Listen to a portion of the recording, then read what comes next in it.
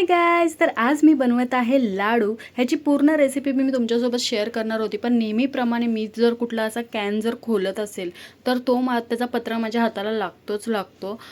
तर इथे माझ्या हाताला तो पत्रा लागला, त्याच्यामुळे मी काय पूर्ण मग व्हिडिओ बनवला नाही. पण लाडू एक नंबर झालेले नारळाचे.